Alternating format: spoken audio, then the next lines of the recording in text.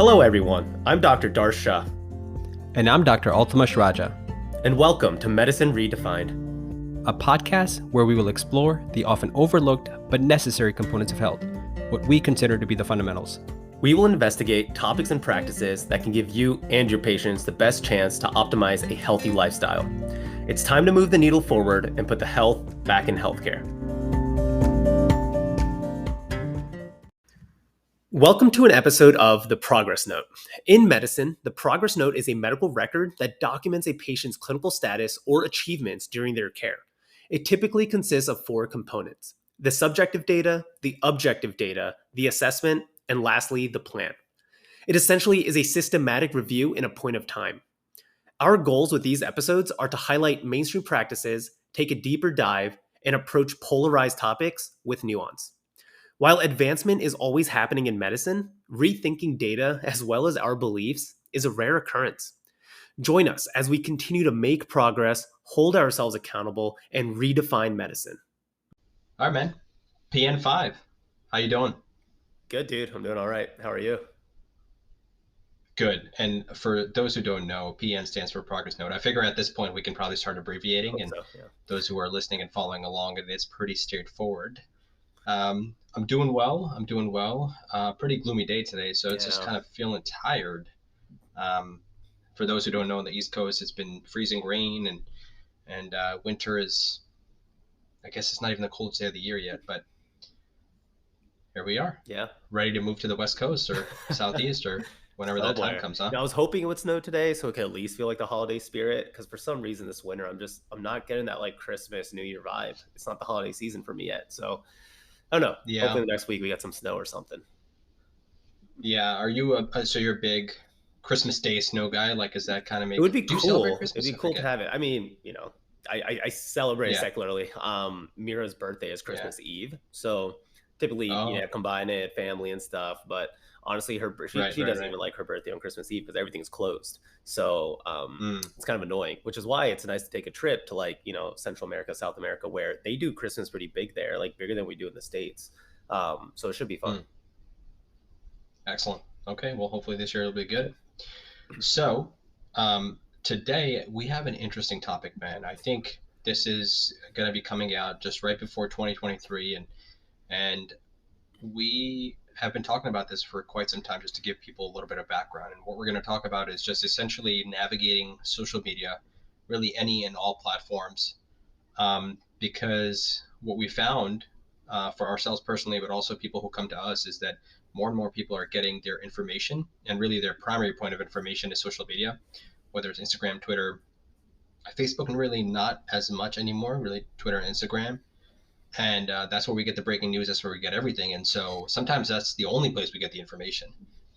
And inherently with that, there's a challenge, right? Because dare I say, people are too lazy to verify information often. And I've been guilty of this. And then so, you get to thinking that may be the truth, or those are the facts. And especially in the world of health and wellness and fitness, where really people can say anything because they think that they have a platform, it can become quite challenging. And so our hope is today to be able to give some general guidelines, some overviews, and maybe highlight our process on how we go ahead and navigate that and the cloudy place that is. Anything to add on to that, you think? No, I think that's a great start. I think that's exactly what we're going to talk about. And it's funny, this is the point of why we started PN, or Progress Note, right? It was to kind of break myths that we're finding on social media, and then providing evidence, providing the data, and talking about how we kind of formulate our hypotheses and our action plan. So maybe we should have started the whole Progress Note with this episode, like the whole series, because this I think would be a good segue for people to listen and learn and understand not only just who like content creators, but also just the movement behind social media and the movement behind information being gathered from social media, because it is really at a rapid rate, and we're all of our minds are getting shifted. We're getting mindset shifts without even realizing, because everything is happening so rapidly. And then we're forced to kind of adapt to whatever's in front of us, whatever's in front of the screen. So I'm excited for this. Yeah, that's actually an interesting point to bring up, is as many reels as people end up just mindlessly scrolling through, sometimes you don't appreciate how that's having an subconscious influence, and then maybe our actions are biased towards that. Of course, you turn this into a philosophical thing, why don't Of you? course. But let's and I'm happy to weave in and out of that any type of philosophical ideas back and forth. But maybe to give people some guidelines of just your perspective. I'm curious to see. You have been doing this a lot longer than I have. You're much better at it, and I think you're very savvy in terms of what when we talk about offline, in terms of staying away from things and not being bound to it, right? Not getting trapped by what's that Netflix documentary? Is it The Social Dilemma? No, that's Social Dilemma is the movie. yeah, The Social Yeah, Dilemma. yeah, I think it is Social Dilemma. Yeah, yeah. Social Yeah, yeah, networks. that kind of talks about right that people going through the reward pathway and the algorithms and Hmm. how they affect people and essentially being trapped. So, what's kind of your approach? How long have you been doing this? Like, maybe give people some background on what the where are you most active and kind of how do you approach social media in general? Yeah, so started as I always had the social medias, right? Like Friendster, Facebook, just like everyone else did. I really haven't turned into a content creator until 17, like my third year of med school, 2018, where I started posting more on Instagram because I started to realize like, hey, people were using my philosophy or my blogs as kind of inspiration and wanted to hear more from me. After about a year or two, I think it was around 2018, 2019, right before COVID, when everyone's kind of on lockdown, you just started seeing this term medfluencer get thrown around, which is a medical influencer. Mm, And medical doctors, as we typically go through our stages, we look for prestige, right? It's like one of our inherent traits, especially our generation, is that we're looking for popularity in a way. We're looking for validation, especially as you go through a lot of this hard work. And so to be a mentor in the field or to be someone who is a spokesperson can look really good. And so I think a lot of people went down this medfluencer route and started just spewing out information, their life, their journey, a day in the life of a third-year med student, so to speak, right? And Dr. Mike was kind of the first one to trailblaze that. And so everyone kind of looked up to him to say, oh man, how did he get up there? How do I start to achieve that as well? So I was really heavy on Instagram. And now, Twitter kind of was always there, but Twitter was always so toxic that I stayed away from it. But then, when I thought about social media, I didn't want to get so caught up in it. I started to realize, like, hey, followers don't matter because eventually this is going to become so saturated that anyone can find you. It's not about the number of followers, it's about what you're putting out there because everybody's going to have a social media at that point, right? And in 2016, 2017, that wasn't true. You weren't seeing 40, 50, 60 year olds on social media. You weren't really seeing the younger generation on it either. It was really this niche population. And so I started thinking like about that and saying, okay, well, it doesn't matter about the followers. So if that doesn't matter, then what does? And that's where I started realizing networking is really big to advance your career. And two, using it as a way to find research or using it as a way to find news, research articles, anything that I wanted to learn. And then third, it was a great way to motivate, inspire, and hold myself accountable. So those are kind of the three things that I started to use Instagram for. And then Ty yeah. Lopez, I'll just finish off this quote real quick. He always said, "Don't use social media. Don't let social media use you." And from there, that was like Mm. it clicked, and I was like, "Okay, got it." Yeah, that's brilliant. Yeah, that's exactly the stuff that I think I've been guilty of sometimes to just let it use me. I want to, we've talked often about, and you've mentioned that Twitter is toxic, and I've heard a lot of people that I listen to say, oh, Twitter's the worst place. Twitter's just, I don't know why. What is it about Twitter exclusively that makes it quote unquote toxic, whereas Instagram or TikTok is not? Yeah, I think it's quick fleeting, right? So you don't have to have a profile picture. You don't Your username has nothing to do about you. So you essentially can just become a troll, right? And that's where the word troll kind of came around the internet as somebody who would go spew some hate comment and then leave and go somewhere else to do the same thing. Mm, And with Twitter, it kind of gets so lost, right? And it seems like their only intention is to just make a remark that's the opposite, to hurt somebody, to a little bit of disgust, and then that's it. They just feel like they're getting something out, but to the other person on the receiving end could be like, damn, why they say that? And they're going to contemplate on that. But I think with Twitter, it's so right. easy because there's so many different topics on your screen at once. You can see 2 to 3 Twitter threads, right? Like almost at a time. Whereas Instagram and other Hmm. things, there's more intention behind it. You really have to sit with the post. Right. It's not as fleeting. You got to scroll through Yeah, it. Yeah. Now, is the character limit still a thing on Twitter? it is. I think they increased it by a little bit, but yeah, there's still definitely like Okay. 140 or some sort of character limit. Yeah. So there's another thing where what we're going to touch Yeah. on, and in terms of context and nuance that we often emphasize, that's there's not much opportunity to provide that, unless people do multiple threads, and then you got to scroll and read, and God forbid. Um, that's what's really interesting about what you said. The whole influencer, medfluencer thing is a recent phenomenon, only 2 years ago. I didn't think that. I think because I was late to the game, I thought that everybody was doing this for a long, long time, and especially knowing that Twitter, what 2000 maybe 11 is when it first Mhm. started, Down there. maybe sooner than that, 10 maybe. And so I just thought that it was very, very popular. But so let's maybe think about, well, actually, before I say that, what makes sense to me is why that's the place people prefer to get their research, right? Something that you pointed out. When I think about research, because again, I'm in academics and we have been in training for a long time, we think about health and fitness and nutrition and sleep and orthobiologics and pain and all these things that we routinely talk about. The information that we want to get from is the primary literature, Mhm. right? And that's research articles, that's published peer-reviewed studies, et cetera, books. Those are all pretty boring places to get information from. These aren't like a good read, a fiction novel like Harry Potter or something like that, right? And Yeah. so you really have to, and sometimes they're very, very dense, and they're written by academics who, um, again, they're not trying to capture you in any way whatsoever, and there aren't pictorials, and so getting a nice video or a reel to get somebody in, or a thumbnail, as Brian talked about before, that's an easy way to get somebody in, and then they might read a little bit of post. So that makes sense to me, especially as we've talked about the short attention spans and everything like that. But I suppose the challenge that people have is, because everybody has a platform and anybody can make a post and anybody can share everything and everybody can be quote unquote a content creator. Yeah. Maybe even define what that means, content creator.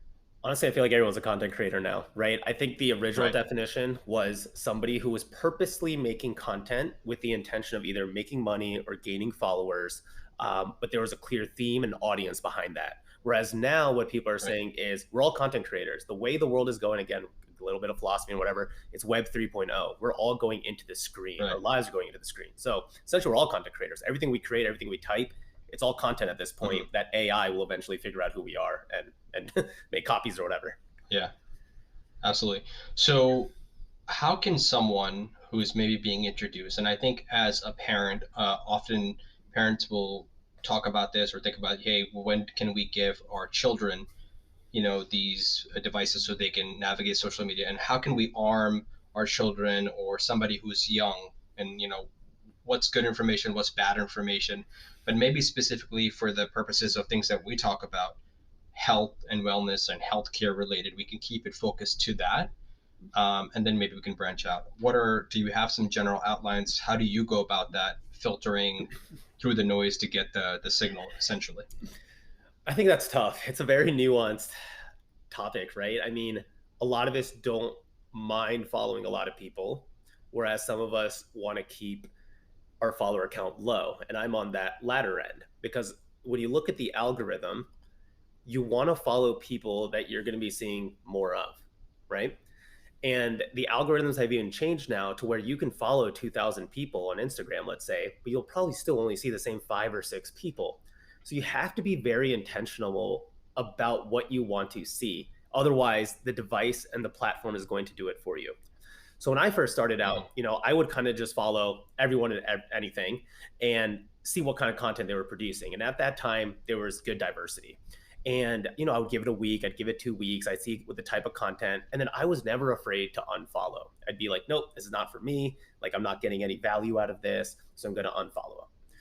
Now, what I have to do is, I haven't heard much about water or hydration recently. Let me go to Tracy Dew's profile and like 2, 3 of her photos. Because now the algorithm's going to sense that, and I'm going to get more information the next couple of days of Tracy. Or, hey, I haven't heard much of parenting or pediatrics. Let me go to Sherry Shu's profile, like a couple, and now it's going to start populating again. So now it's such a different game because you have to be intentional in terms of what you want to see. And I still kind of have the same rules. I'll follow somebody, and now because there's a lot of collaborations, there's a lot of shit talking, if I can say, right, between creators saying, this person, blah blah blah blah, versus this. I'll go to the There is a lot of that. I yeah, have noticed that. There's more and more it's of so that. much. And so I'll go and I'll check them out and I'll follow because I've learned at least from Giselle Ernie in her episode, she'll always try to follow the different opinions. And that's always Mhm. something that's a little tough for me, which I'll touch on at the end. Because I don't know, for me, it's so tough to believe people when and again, there's a lot of confirmation bias, right? There's a lot of confirmation bias Mhm. with social media. But to keep it short, that's kind of my game plan is that I'll follow and then I'll unfollow if I'm like not really gaining anything new out of this or any value out of this. I love that. What's interesting about that and unique to me is for you, it seems to be much more of an active process, Mhm. right? Like thinking about seeking out those things that you haven't seen, and so you're so mindful about what is actually going through your feed, and you're like, oh, interesting that this stuff hasn't popped up. Let me see how I can manipulate that. I've never thought of it that Yeah. way. Like that's what's Which is interesting. which is why I don't use And TikTok. Like you can't really do that as much with TikTok. I mean, you can a little bit, but it's mm, too fleeting. That's just why I love Instagram or Twitter is like you sit there and you can take in the information like with 30 seconds and just sit there with it rather than mindlessly scrolling. do you have certain times of the day dedicated when you're spending time on social media, or is it kind of periodically? I don't. It's pretty periodic. I mean, a lot of it's right, just doing things, for the podcast and putting that up there, and then I'll take another 5 minutes and kind of just see what happens. But again, because I don't follow that many people, I already know what I'm expecting off the feed, and so I'm not. And Mhm. nothing is like, whoa, I've never seen that before. A lot of it's just kind of like, okay, just kind of reinforcing that mindset, behavior, whatnot. Okay. So what about so you brought up some topics, right? So again, water, things that we've talked about before. We know that you love all kinds of things, philosophy and Yeah. just general purpose and just the bigger picture. Mm. What are other things that you tend to see more often on your feet? I'm curious. Like, what are some of the last five, seven things that have popped up? Yeah, no. So I break down the themes, right? So a lot of it is health. So anything health related, fitness, nutrition, water intake, supplements, things like that. So a lot of Lane Norton, Peter Attia, people that we both follow, right? Wealth. So I'll follow a lot of money management people, Ramit Shetty, Mm, like CNBC Make It, just looking at stories about what people are doing, entrepreneurship. Love. So a lot of relationships as well. Just how to raise children, already just kind of getting that mindset. I don't have kids of my own, but one day just trying to stay ahead of the game a little bit to see kind of what's out there. What are the new parenting techniques? How are people talking about these things? Yeah. real quick, has that been an intentional thing? Like like have you tried to make that a thing, or did your algorithm start doing that since the computer heard me talk about Oh parenting? no, I've had Because it. that I've could had it. happen. Yeah, because I think like Okay, just childhood okay, trauma okay. and stuff. I've always been interested. Yeah. Got it. And then lastly is wisdom. So what do books, book Mm, reviews, philosophy, Naval Ravikant, those types of people, just to kind of gain new ideas. And then for me again, it's about a spider web. So with those four themes, how can you kind of connect them and gain some value? And so again, when I go back to I will unfollow somebody because they're just not adding value to any of those four, or it's just so far mhm. fetched. For instance, Carnivore MD, Liver King, right? Like following these people because I know there's no real validation based off all the research we know, based off everyone else that has called them out and things. There's no value to it, even just watching it for me. Like, if anything, it's going to get me upset because I'm be like, why does this exist on social media? Like, so I'm trying Right. to avoid negative Somebody should be emotion. filtering it. Yeah, I'm trying to avoid negative emotion as well. Yeah. Yeah. So speaking of, you highlighted some really popular and prominent people putting out information. I think it's really really important, as you've alluded to multiple times now, of knowing what to see and also knowing what to avoid and what not to see, whether it's unfollowing. How so? Actually, something that we've already started, right? I think maybe it was our second progress note where we highlighted some really bad research and people making some poor claims. Mhm. Actually, we've done that more than Yeah. once, and as you mentioned at the outset, that's partly the purpose of this whole series right here. Um, that people are doing it for all kinds of reasons, right? People are doing it for what? For power, for fame, for money. Um, I mean, those are Yeah. kind of the main reasons why people are doing for attention, right? 100%. And which is kind of like, is it love? Like, Max Shank would say, really, these are Yeah. the reasons people act out, right, for doing things. And so they're looking for loves and looking for likes and that kind of stuff.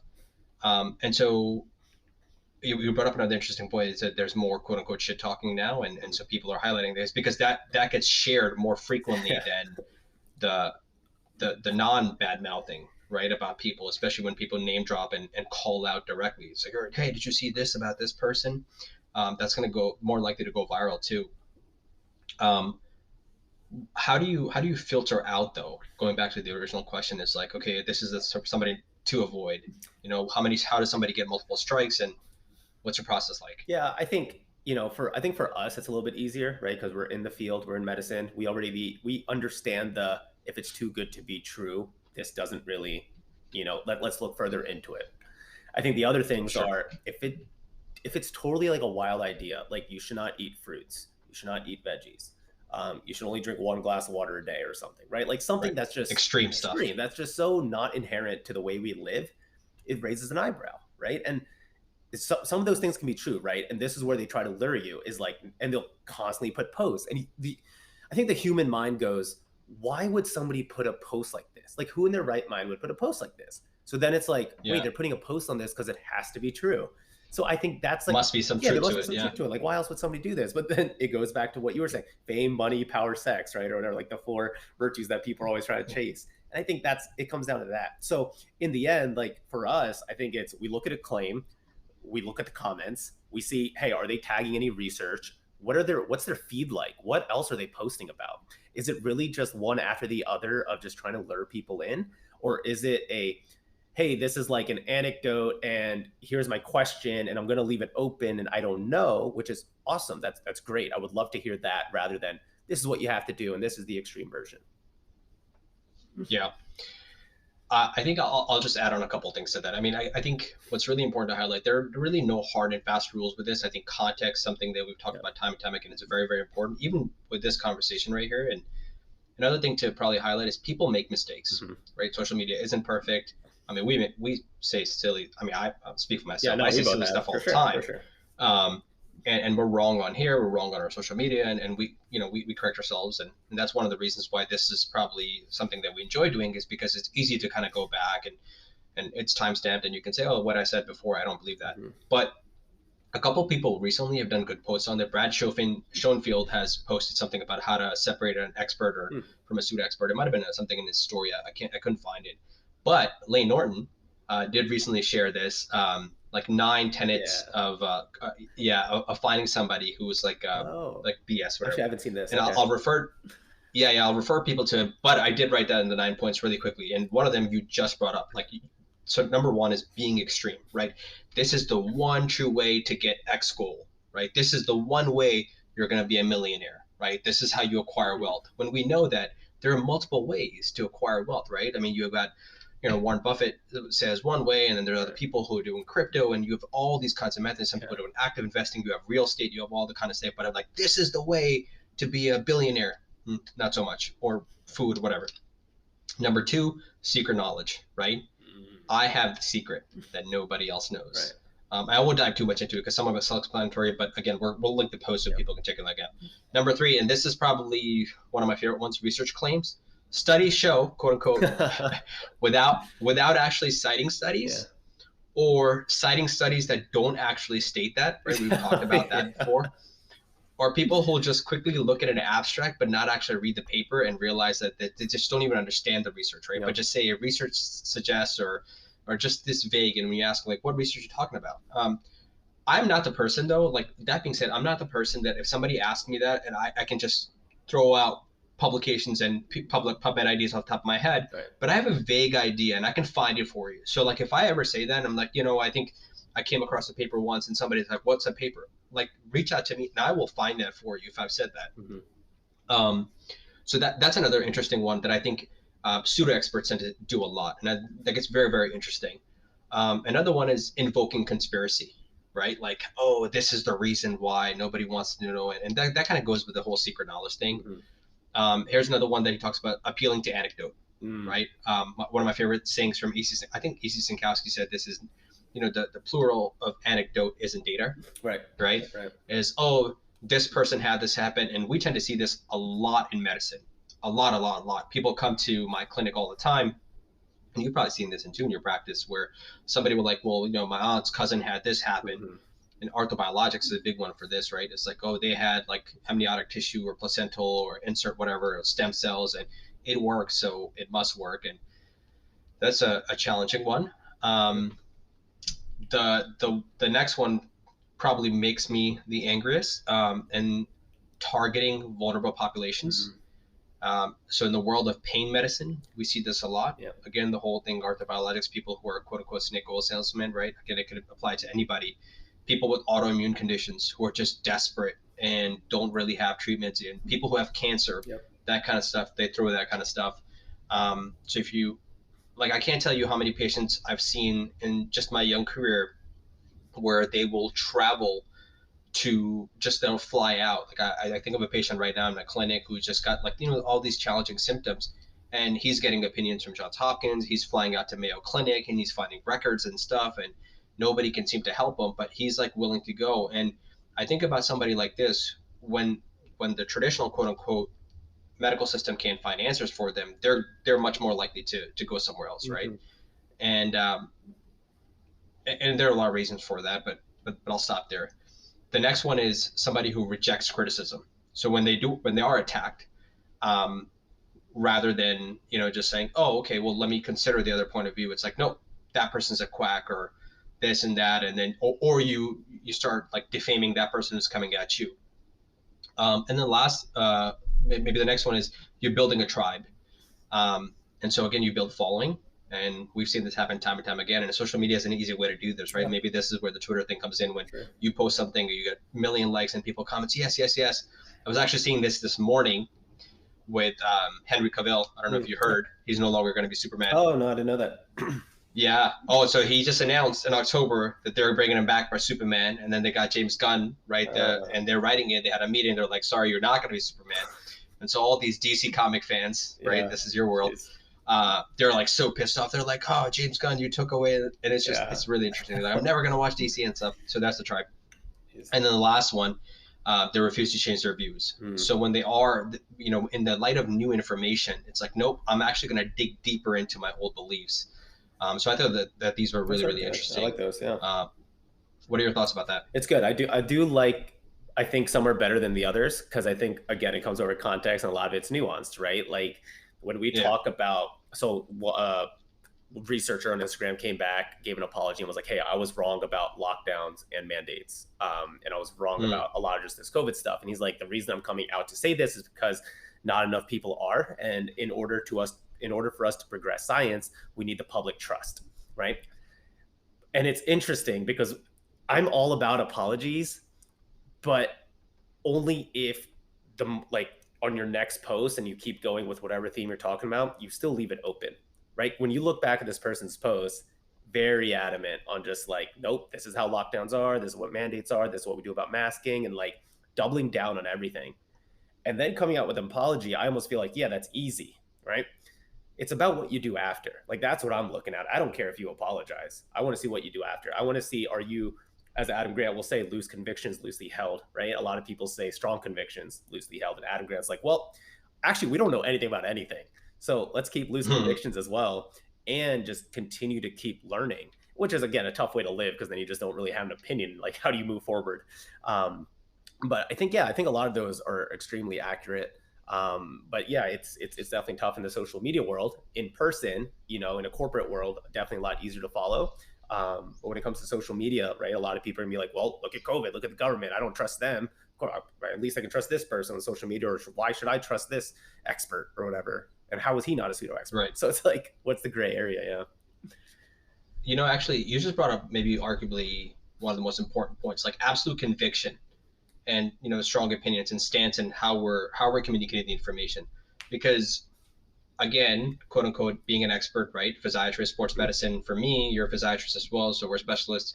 But really, just learning about if somebody comes and they're like, well, what are your thoughts about this, or why do you think this is causing pain? If I'm like, oh, well, I'm not really sure. It could be this. It could be Yeah, this, or that's not good. I exactly. want the it's this. It's 100% this. This is the reason why you have this pain, or this is the reason why you're not losing weight, or this is the reason. It's straightforward. So people don't like uncertainty, right? And they're like, oh, this guy doesn't know what he's talking about, right? That person is an idiot. I'm just gonna Exactly. go to the next person. And as a provider, you have to find that balance. You have to find that balance of confidence to say, hey, this is what I think it is, blah, blah, blah, blah. But it could also be these things, and this is what we're going to do, right? So I wish we were more of a culture of action and more of a culture of kind of finding out rather than just leaving statements out there and then just saying, hey, this is what it is. But okay, this is the statement. Yeah, Let's go and prove that statement, and let's keep proving that statement. And I think that's really how yeah, science can progress on social media. yeah. Another thing that I've heard Lane Norton talk about, and maybe other people, is if somebody who is an expert that you're listening to a lot is talking about, and you don't hear them to say the words like "I don't know," Hmm. or "I'm not sure," or "to my knowledge," or things like that, or "I'm not aware of any evidence," or even if they're saying things like that, like those are some good phrases that I like to hear people talk about every now and then. Again, we're speaking Yeah. generalities here, but it's hard to kind of individualize every little thing. I want to follow up on an important concept that I think comes back. What are your thoughts about when people say, okay, you need to quote unquote look the part? We've kind of talked about this, how physicians need to, practice what they preach, in terms of health, and it can't be smoking out in the parking lot and go in and counsel somebody not smoking, Yeah. that kind of stuff. By the same token, though, you're probably familiar with people who will follow somebody on social media for advice on nutrition or how to build a six pack just because that person is lean physique. Okay, we talked about Liver King. Let's take the Yeah. Liver Yeah. King, Yeah. right? Yeah. Good The one. guy is just, I mean, he looks a certain way, and people are like, well, clearly he knows what he's doing. Clearly, right? But there are countless examples of that, right? And Yeah. on the flip side, somebody could not necessarily look the part. Let's take I'm going to jump things here. Let's take like Bill Belichick or somebody Sure. who's an incredible coach but doesn't look like the greatest football player of all Right. time, or somebody who's a brilliant coach, but doesn't have the best physique, or a brilliant doctor but doesn't look that part. Whatever. Like, what are your thoughts about that part of it? Yeah, it's a good question, man. It's a good topic. I thought about this some time ago, and I like to divide it between like cerebral versus action, right? So, like from Bill Belichick, I would take a cerebral mind because he understands the game. And oftentimes, it's funny when you go on Twitter, it's like this person would be the worst, this player would be the worst coach. Like, why would they ever do that? It's like, well, you don't have to be a great player to be a great coach. Those are two very different mindsets. One's looking as a general, the other's looking as kind of a soldier, right, on the field. And so I look at somebody and say, okay, are they cerebral? Like, are they doing the research? Are they able to navigate the research? And based off that, are they able to tell the public this is how you analyze something? Right. And there's a lot of people actually on social media with that. They don't look fit, but they're so good at telling the public the latest sports medicine article. Right. And then I look at like the David Goggins of the world, right, which are the people who are doing action. And when it comes to action, I look for them for actionable advice. I'm not really taking the research based off them. I'm looking for, hey, what are your habits during the day? What has kind of worked for Mm, you? And that's where I'll self experiment with that. So that's how I kind of think of it. It's like I'm not going to take action habits from somebody who's trying to preach action but doesn't look it. And I'm not necessarily going to take cerebral research things that I should, hold on to if they're non-researchers or haven't really proved that to me. I love that. So it's kind of like a mentality, psychology versus cognition, intellectual, and there's some crossover, Sure. but you kind of make this fine line in between. Yeah. It's kind of. Like the Goggins thing, I just listened to the Goggins Rogan interview, the Oh, second yeah. one. I just bought his book, the second one. I need Yeah, to yeah, listen to yeah, that. Yeah. yeah. That's a special embarrassment, man. Yeah. He's Man's next something else. level. Um, okay, cool. Um, I Another thing to kind of add on to that is, yeah, I'm kind of with you on that. I somebody that we follow. I don't know this guy's actual name, but he goes by Dr. It's, I Yeah. think, Okay. IDC Right. on social media, and I think it sounds like he's a physician across the pond over in the UK Mhm. somewhere, in the Europe somewhere, but really his Instagram content is all about nutrition, and I think he has a master's in nutrition. He does a great job dispelling a lot of myths and actually studying and correcting people on the studies. But I think he made a post at some point, I remember, on on maybe menopause or something like that. And one of the first comments was, if you don't have a menstrual cycle, don't speak. It's like, Okay. excuse me. And his response was like, okay, I guess if I've never had cancer, I can't treat cancer Yeah. patients. I've Goodbye, never all had of you heart disease, guys. I can't treat heart physician. Really? So It just made me think. I was like, it's about time somebody came at doctors for that, because people are saying that for NFL coaches, like we Yeah. talked about all the time in sports, and this and Right. this and this. So it's really about time somebody came at doctors. So I was actually kind of happy about that, to be honest with Yeah. you. I was like, yes, get the doctors. No, that's a little silly, but I think that comes to that point right there. Is right. I mean, acquiring the knowledge, kind of what you're getting at, and becoming an expert, and staying up to date, especially as stuff are changing. You don't need to share your own personal anecdote, because on the flip side, people happen, well, this is what I did for my menopause, or this is what I did for my pain, or this is Mhm. how I fixed my thyroid cancer, and therefore you shouldn't take your medication Yeah. and just drink this juice. And that's where you have the challenge, because again, as we've talked about time and time again, humans are tribal. And so if a doctor's sitting in front of you and saying, well, listen, I've never had cancer, but this is what the data says, this is what science says. Well, it's like, okay, well, you're treating me off of research and this and this and this. But if I actually be like, hey, I've been there, I've been through the time that you're going, and I've had that cancer, Mhm. and I came on the other side. Well, they'd be like, well, how'd you do it? Well, I had this juice right here. Right. And we just we share that, Yeah. right? That's Yeah. that's just innate. um, what are your, I don't know. I'm sure you have some thoughts on that if you want to add on to No, that. I completely agree. I don't think there's much else for me to add there. I guess I could. I guess I'll go into commenting, right? So, like, if you do create content and somebody comments, how do you respond, right? And I guess this kind of leads us to like the plan of how do we take this further. So it's funny. I commented on the doctor. It's one of his videos about like glucose monitoring, right? And I was like, oh well, kind of here's the other side. And Peter Tia has a beautifully written article about kind of what he thinks. Um, Mm, and so I posted that to some people, and they're like, well, there's no evidence for blah, blah, blah, blah, blah. And so I wrote back a little bit. And then somebody linked me a paper to Kevin Bass, who debunked like Peter Attia. So I went on and I read that, and I'm like, okay, here's the research paper. But then there's also just things where he's just bashing Peter Attia without any reference, right? And so it's right. interesting how this works is like, we start out really well. We start out with like, hey, here's the data, Mm, and then we start filtering into like just opinions. And then opinion, and it breaks right, down. and it Yeah. just starts breaking down. And so what I've realized is like I keep doing this mistake is like whenever I engage on social media, I have to ask questions. I think like stoic or not stoic, so Socratic method is like the way to go. Is that when there are these trolls or when there are people on social media who are commenting and trying to debunk you, just ask them questions because one, it doesn't come off aggressive. It comes off as if you want to know more and you want to learn more. Two, you'll get an answer from them. And then three, you just continue to ask another question on that. And more often than not, they'll either be like, oh man, I was thinking about this wrong. Two, they'll stop responding because they don't want to lose a battle or, quote unquote, lose a battle. So that's kind of what I realized is context matters, right? And the only way you get context is by asking questions rather than just putting statements out there about what you believe. Yeah. I think I love that approach, because I think then it puts the onus on that person to provide more evidence to strengthen their argument. Mhm. I think, speaking of Adam Grant, he had a really good podcast recently with this world class debater. I think Yeah. he's a champion, of how to, basically argue well. And essentially, one of the things was you just have to ask good Yeah. questions, right, and formulate an argument. So I really love that. The interesting thing about that is when you do ask questions sometimes, or you make a comment, people just go find some research where a portion of it supports your argument, and they throw that in. Right. And again, this goes back to the earlier point that I made. They actually haven't read that whole paper, right? Mhm. So I haven't read the Kevin Bass thing. I'm interested in checking that out.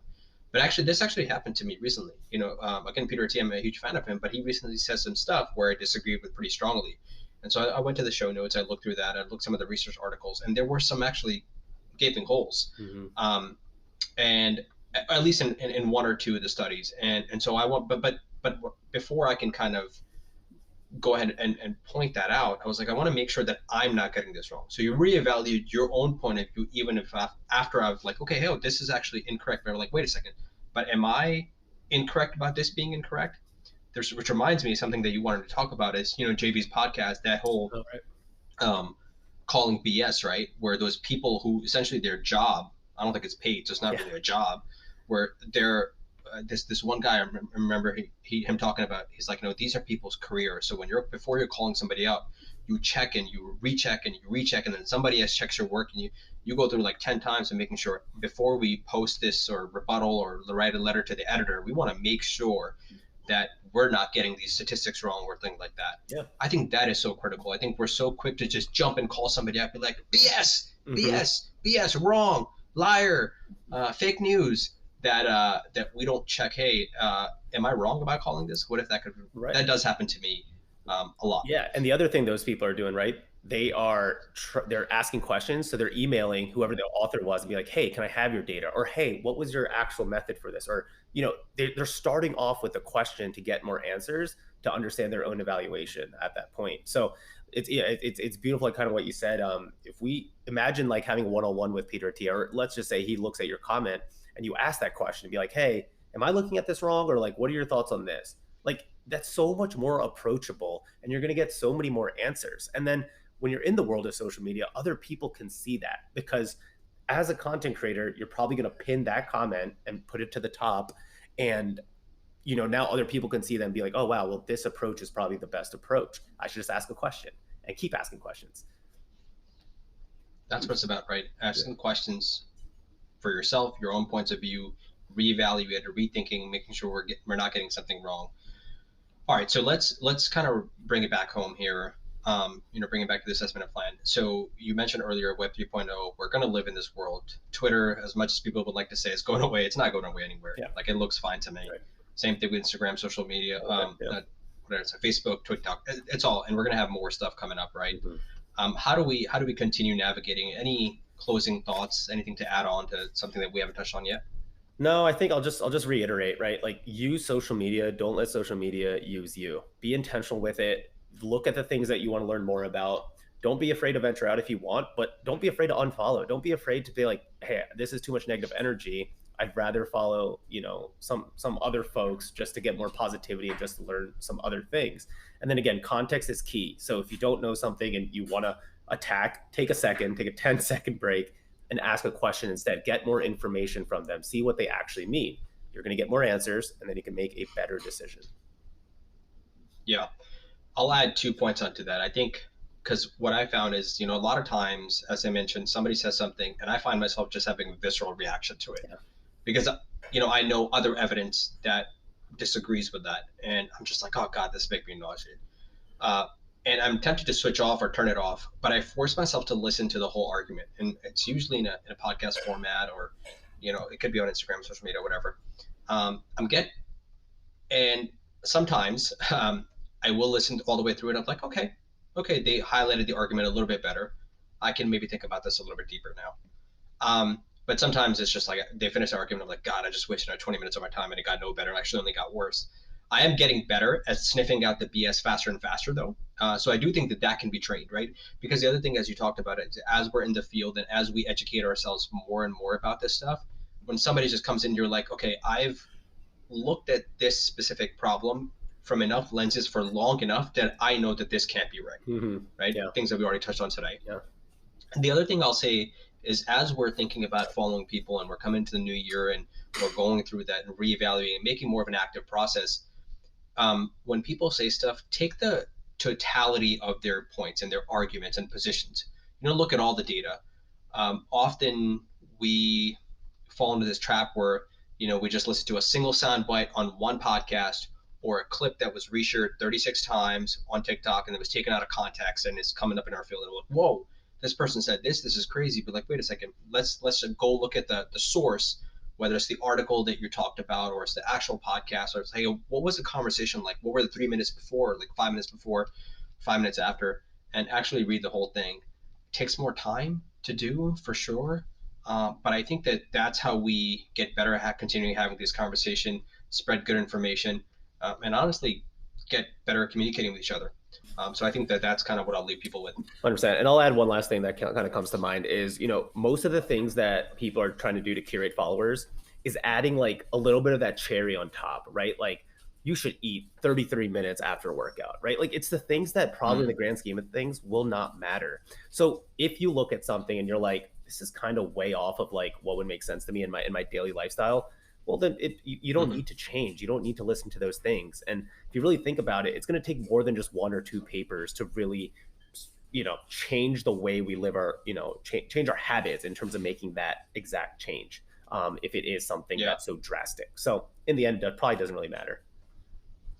And that's especially critical because so many things that we talk about are kind of on the cusp of like what's known and what's to come, right? The future.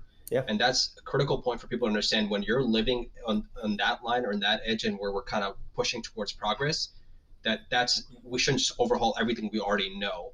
That's not good. Science doesn't work that way. So yeah, Yeah, thank you for it's that. like a red light therapy episode, right? I mean, there's good data on Yeah, it, but there's still so much more that we need to learn, right? Like, yes, we do understand absolutely. inherently there's Yeah, benefits to light. We know that.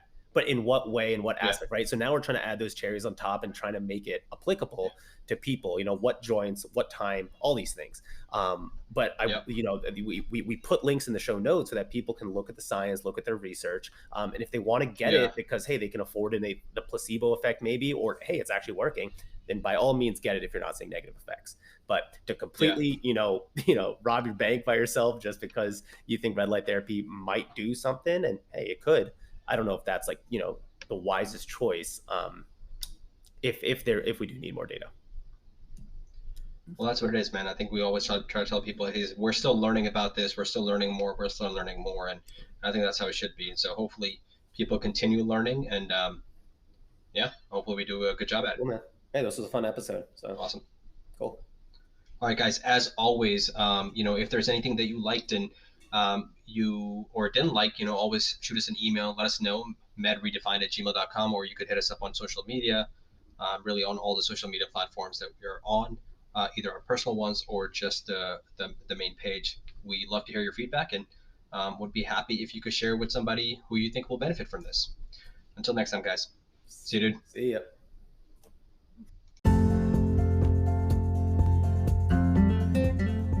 Thanks for tuning in to another episode of the Progress Note.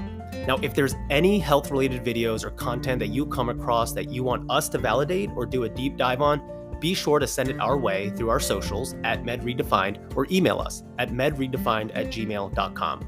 I wanted to thank our team for the production of this podcast, Ethan Ju, Haritha Yepuri, and Iman Bashiri.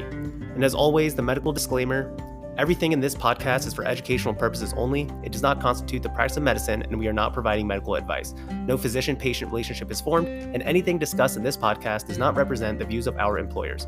We recommend that you seek the guidance of your personal physician regarding any specific health-related issues. Until next time.